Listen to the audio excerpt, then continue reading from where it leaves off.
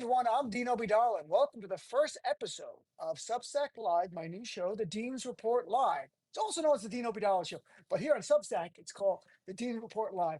And look who's joining us. You know her, activist, best-selling author. She has a wildly popular Substack, The Goodness with Mary Trump, and she has a YouTube, The Mary Trump Media, which is great stuff. I've been on various iterations of different shows there.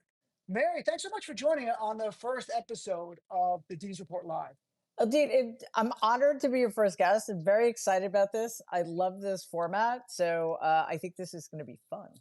It's going to be fun. And now I have to swear you in like it's a deposition. And I have a lot of questions for you right here. So let's talk about, first of all, because we actually talked earlier in the week and we were talking a little bit about the New York City's mayor race. And in my heart, I thought the establishment, the big corporate money would get Andrew Cuomo to win this, or at least it would be neck and neck. And we'd be waiting for the ranked choice voting to be tabulated, which comes out next Tuesday.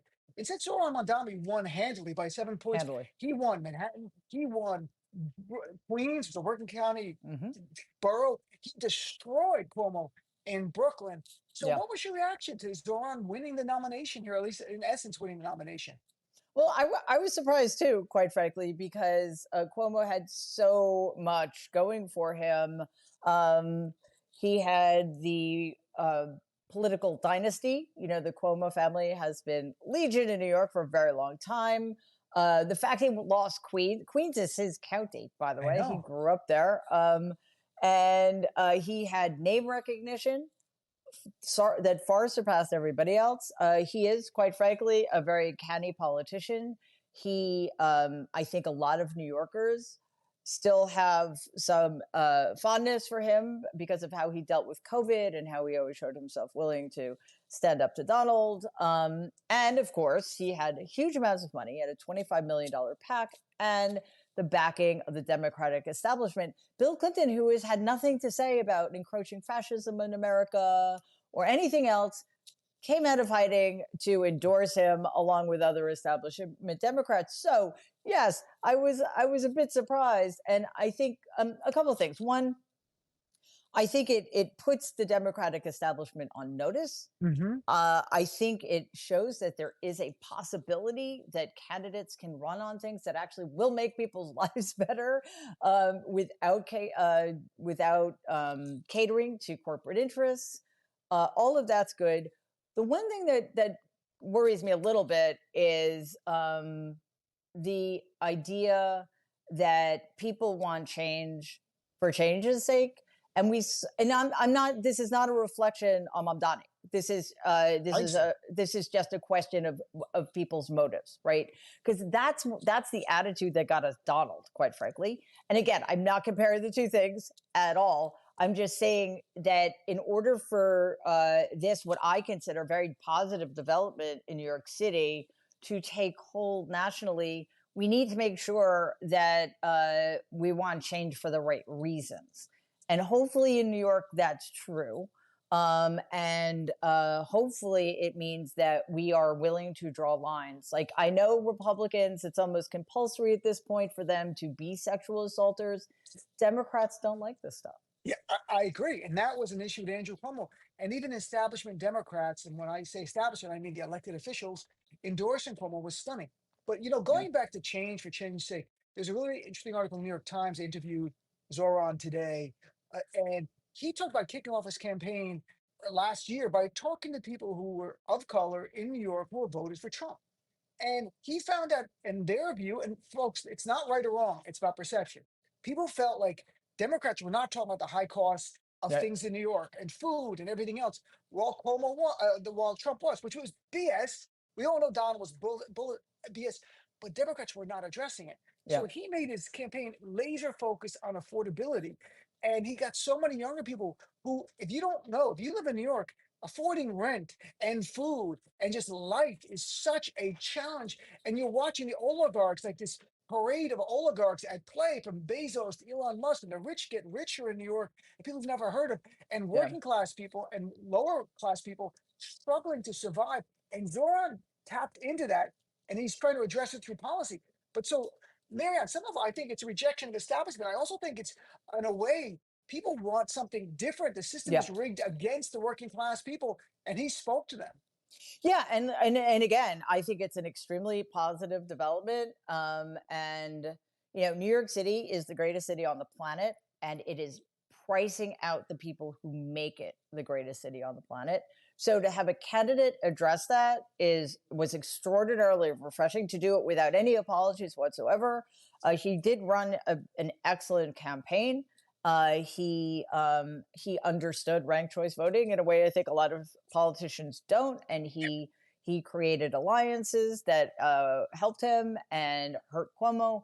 So it remains to be seen how much of the agenda he supports can get through, because New York City is a very, very complicated bureaucracy. But at least we know where we're starting from, which is really tackling the issue of affordability and also immigration and all of the stuff that matters to New Yorkers. And if people think this doesn't matter for the rest of the country, that's not true. New York is one of the biggest. It's the second biggest city in the country. It's the second most populous city. What happens here really, really matters in terms of setting the tone. And I also think what can transcend New York as well, beyond that tone, is the establishment, the Democratic leadership. A lot of them are corporate Democrats. That if you want to win, if you're going to run to protect the status quo, like Cuomo was running, you're going to lose, and Yeah, you should lose. We yeah, need Democrats who are fighters. You're going to step up or step aside, and that means taking the fight to Trump. And I will say this, Mary, from Andrew Cuomo to Zohran to Brad Lander, they all said they're taking the fight to Donald. So mm, that was not an issue. Everyone was right, going to be a fighter. Then the question is, how are you going to affect people's lives? And yeah, Zoran talked about tangibly changing people's lives, from free childcare to free buses to freezing the rent to raising taxes on the wealthy, unapologetically right. saying, I am running without apologies for working class. And that got more people out. And I wish Democratic Party, we could be defined by the party that fights for the working class Americans by saying, we're going to take the fight for you to help you. We'll take the fight. The wealthy got to pay their share. And polls show that's a mainstream view. That's not radical. Over 60% of Americans think the wealthy don't pay their fair share of taxes. That's what he leaned into. But corporate media calls us radicals Right. because they don't want the wealthy to pay their fair share because they're owned by the wealthy. Right. Yeah. And it has always mystified me, and you and I have talked about this before, how the Democrats just can't figure out how to message the fact that 70% of Americans support the Democratic policy agenda, Mhm. and yet they can't seem to figure out how to talk about it. It's just incredibly mind blowing. But Mamdani did, and hopefully that will be a test case for other Democrats willing to push the envelope, because we are at this point where Democrats, at least in Congress,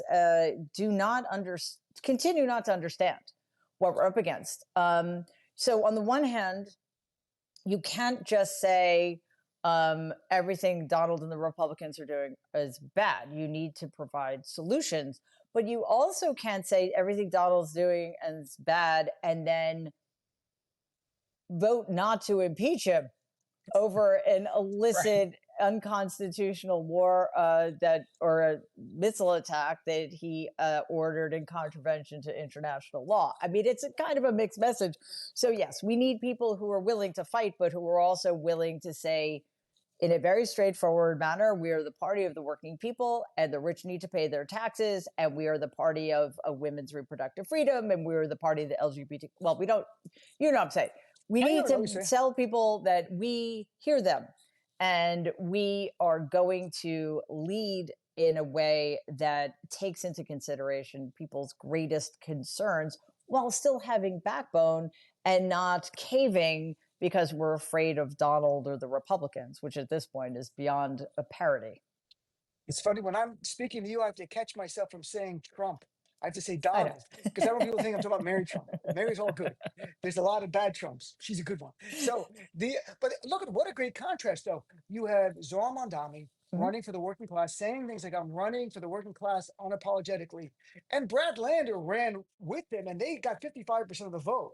They Yeah. were not a team, but they cross endorsed each other Yeah. in this kind of ranked choice voting, while Cuomo got 35, 36%. And look Yeah. at the contrast. Right now, as we see there, Republicans are working on a bill to give a tax cut to the wealthy at the expense of working class Americans by taking their health insurance away, and literally taking food from the mouths of their families, Yeah. all to pay a tax cut for the wealthy. Yeah. Democrats, you've got a huge opportunity here to define what we stand for. And Mary, and I want to get your reaction to this. You know, the corporate media says Democrats have an identity crisis. We don't have an identity crisis. We have a leadership crisis. The Yeah. rank and file, everyone listening, everyone watching, you know what we stand for. Our values as Democrats are pretty clear. We stand, we're going to fight for people in need, for the vulnerable, for people we've never met and will never meet. That's what we're Yeah. about, compassion and empathy. The leaders are about getting donations from Wall Street. Some are great, but I don't think we have an identity crisis like corporate media says. I think we have a leadership crisis. I completely agree with you. We have a leadership void, quite frankly, and I do not see yet who's going to fill it. And it's just continues to be to impede our ability to get the message out. Because let's be real here: the Democrats are out of power at every Right. level of government. Okay, fine. So what does that mean? That we just sit around and wait? No, because if we sit around and do nothing in the meantime, we're not going to win ever again. So this is the time to win, or first of all, join, engage with the messaging war, and then win it, because we have the right messages. We just don't have the right messengers. And we don't have the right people crafting the message in a way that is going to resonate with the American people. And we don't have enough Democrats in Congress in particular who understand that the future of American democracy is more important than collegiality in Congress. That's an interesting way of putting it. And just so it's clear, and I don't want to speak for you, Mary, we're rooting for the Democrats. I'm not here Yeah. to badmouth them. And we want, and everyone listening will say, but what about Jasmine Crockett? What about Jamie Raskin? And we'll all name the same 10 or 15. That's The right. problem is there's 270 plus Democrats in the House and the Senate. Why is it that we name the same 10 or 12 where they're good fighters? Where are the others? And some of them don't want to be fighters. They were elected at a Right. different time where you get along, you go to the country club, you shake some hands, you get reelected. It's just a job. You're there for 20 years. That's why you need new leadership. But I wanted to touch on something, Mary, that going back to Zohran for a second, that's very concerning to me, and you know why. The anti-Muslim bigotry now, and I'm Muslim for people who don't know. My mom is Sicilian, and my dad's Palestinian, and grew up in Jersey with both religions. But as I got older, I gravitated more to Islam. The So now we're seeing with Zohran, we saw some anti-Muslim bigotry before. Now we're seeing some horrible, horrible stuff. At least, and I don't mean just by trolls. At least Stefanik, a sitting member of Congress in New York, was trying to run for governor. It's Republican, equated and called Zohran somehow a Hamas supporter. Donald Trump Jr., who unfortunately you know, actually reposted on social media. I'm old enough to remember when New Yorkers endured 9/11 instead of voting for it, and that's just the beginning. And you've got, I mean, Donald Trump Jr. I thought you got money from the Muslims in the Middle East, Donald Trump Jr., and now you're going to turn on people who gave you billions of dollars for your. I hope they take the money back, but They what won't. a vile and Charlie Kirk and all of them. But it's the members of Congress, council people in New York calling for Mamdani to be deported now. This is very dangerous. And my concern is the anti-Muslim bigotry ends up manifesting as hate crimes. Now, if it just stops here, it's one thing, but I don't think it's going to stop here. And my real concern are hate crimes against Muslim Americans, especially kids at school getting bullied, or women with hijabs are often the target because they're most visible. People see them with a hijab and they know what they're about, but they're Muslim. So, Yeah. what's your reaction to your? I guess he's your cousin and these others saying this vile stuff. Well, look, he's a vile human being who's accomplished nothing in his meaningless, miserable little life, and he is, unfortunately, and this is one of the things I most resent about Donald, my uncle, is that is the people he has subjected us to, because unfortunately, including Donald, we have to pay attention to what they say, not because their opinions matter, but because millions of people listen to them because they have a platform by virtue of their relationship with Donald. So it is extraordinarily dangerous, as you say. And I agree with you. It is not going to stop here. It's going to get worse. And make no mistake, this mayoral race in New York City is going to be nationalized in a way we may not have seen happen before. And I realize I just said something like Donald. But in this case, it happens to be true. Like he says all the time, it's like nothing I've ever seen before. This will be nationalized in a way I don't think any race ever has been, any local race ever has been. The money from the dark money coming in from the right, it's going to be worrisome and fascinating. I think it will also depend.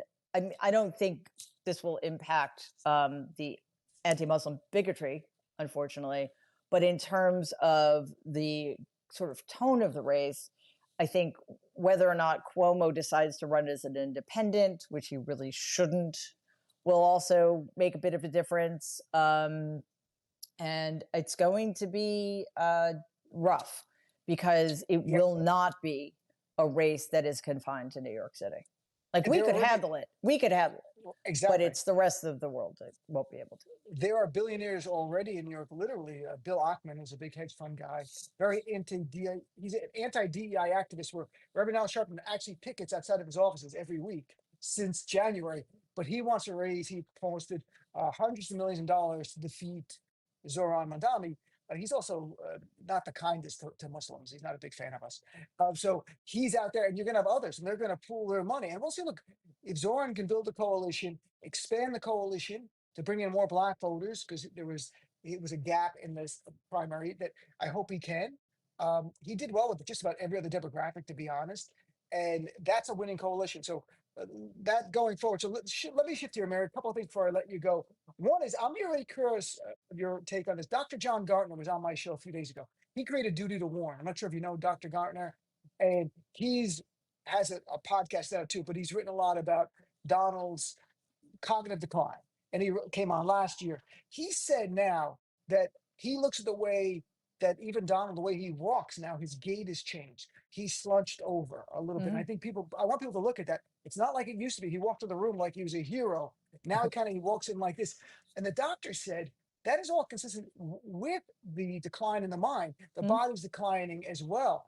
And look, in your family, there was some history of dementia. I read about that. What are you seeing now? Is there anything different about him now than, say, a year ago in terms of cognitive abilities? Oh yeah, I mean you could just see it too. He looks terrible. I mean I don't mean that as an ad hominem attack. It's just an observation. He looks exhausted. He looks puffy. He looks disheveled a lot. And I'm not a neurologist or a neuropsychologist, so I can't speak to the specific characteristics that may or may not match up with a diagnosis of dementia or Alzheimer's. However, Donald's father had a very severe case of Alzheimer's, and it was, I think the symptoms started becoming obvious when he was in his late 70s. Guess how old Donald is now? He's 79 years old. And it didn't take long before my grandfather, as typically happens, I believe, the course of that illness, it starts slow and then it ramps up pretty quickly. So, after 5 to 10 years, there was a very steep decline. And, he stopped remembering people whom he'd known forever, that kind of thing. And with Donald, I see, this has been unfolding for a while now, but an increasing lack of impulse control. He does not seem much of the time to be oriented to people and places, and time and place, rather. And that is not what we want in somebody who has our nuclear arsenal at his disposal, as well as the lives of hundreds of millions of Americans. And it's also his, this is not new, but it's worse. Like he knows absolutely nothing, and he's worse now at covering that up. Like it's so obvious now that he doesn't know anything. And the fact that this has to do with the impulse control. He's sadly the president of the United States of America. You do not say things like they don't know what the fuck they're talking about. You just don't. You have to be aware of what's appropriate and what isn't appropriate. And he's not in any way, shape, or form. So again, I can't say anything about the diagnosis because that's not my I field. understand. However, as just human beings who are observant, and especially in the context of what my grandfather went through, yeah, Donald looks like my grandfather sometimes. I wish that Donald would just stick to his old playbook and just leave us for a younger country. I mean, like Serbia's 25, Donald. Montenegro's Perfect. 19. I mean, I'm not going to tell you who to Perfect. go, but Serbia's 25. That seems about the right speed. By the way, did Donald's sister, who was a judge, who you knew well, did she have dementia near the end? Or I don't know because this will shock everybody. We were estranged. oh, okay, So I do not know that. But the last time I saw her, she had issues, don't get me wrong, but she seemed cognitively intact. And that was when she was okay. in her like late 70s, early 80s. So I don't know. So, and last thing for my friend here, Mary, you were a psychologist. You're still a psychologist. You're just not treating people daily, but Right. now you're going to. We need you. What do you tell people? Because there are more difficult and easier times in the last 5 months. Donald's been in office about 160 days. It seems like 160 years. And he's Yeah. so aged to me. I tell people, look at me, I'm 22. Look what he's done to me. I'm kidding. So I'm clearly much older. So we're not going to talk about real age. Let's not bring that up. But what do you say to people? Because look, the No Kings rally, I think was an emotional boost, Yeah. not a political boost. I think it gave people hope. What do you say to people that there are times when it's just, if you're emotionally invested in politics, it is really difficult with what Donald's doing and what MAG is doing and what ICE is doing because of Donald and that kind of stuff. Yeah. What do you say to people in terms of self-care suggestions? I think a couple of things. And actually, this is advice I got from the extraordinary Jane Fonda. I had Wow. the incredible honor to be on her Fire Drill Fridays back in fall of 2020. And she asked me a similar question because we're a couple of months out from the election. And I said, well, it still felt long enough. It's like, just remember, it's a marathon. Like, we're not in sprint mode yet. And she said very thoughtfully, isn't it more like a relay race? I was like, yes, actually, it is Ah, more like a relay race ah. because we're not in this alone. It Mhm. is not the loneliness of the long distance runner. We have a massive team of like minded people, and we don't have to be plugged in all the time. Always listen to Dean, of course, but we can take breaks. We can tap Right. out with the understanding that there are other people moving the baton down the track, and then we can tap back in when we can. And when we tap out, do something that fulfills you. Go to a museum, listen to an opera, be creative, write a poem, learn to play a music instrument, go outside, hug a tree. Like, seriously, there's this thing called tree bathing that actually works. That sounds um, good. yeah, like meditate, do breathing exercise, whatever works for you. Connect with people in a way that isn't about politics.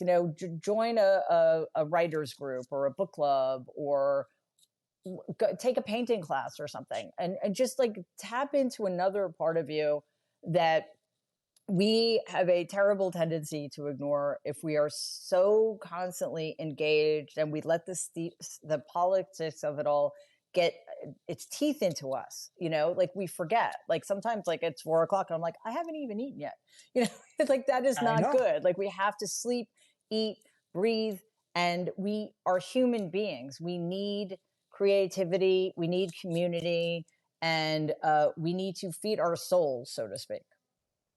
And that's great advice. I also love the analogy of the relay race because it Me really is very too. vivid that I each of know. us at different times check in, engage. Look, I do a show every night, so I check in all the time. But I tell people there are times you need to take a break and you'll come back refreshed when the time for fighting. Just don't Yeah. check out too long because then Right. when you come back, you won't recognize the United States of America anymore. You're like, what is this? And exactly, guess what happened when you were out? So don't want to do that. So Mary, where can people, share with people, please, your Substack and your Mary Trump Media YouTube show that you do every single night at 6 o'clock. Yeah. Well, my Substack is called The Good in Us. So just head on over and check that out. And the YouTube channel, is Dean said, is Mary Trump Media. And the show is Monday through Friday at 6 p.m. Eastern. It's called Mary Trump Live. But we have videos dropping every day on the channel throughout the day. And on Sundays, I also do an Ask Me Anything Within Reason at 6 p.m. Eastern. And we just started a couple of weeks ago paid membership levels where you can, you pay a fee every month and you get extras like behind the scenes videos. You can take polls. We have a book club. We have a special Q&A just for members. So, check that out too. Sounds great. Mary, thanks so much for joining the first Dean's Report live here. It's great chatting with you. And I'm needy, so if you could sign up for my Substack, that would be great. Or subscribe to my YouTube. I'm really needy. Donald's neediness is a different level. That's toxic. I think I'm just normal needy. But thank you so much, Mary. Have a great day. This is amazing. Congratulations, Dean. Thanks, my friend. Take care. Bye.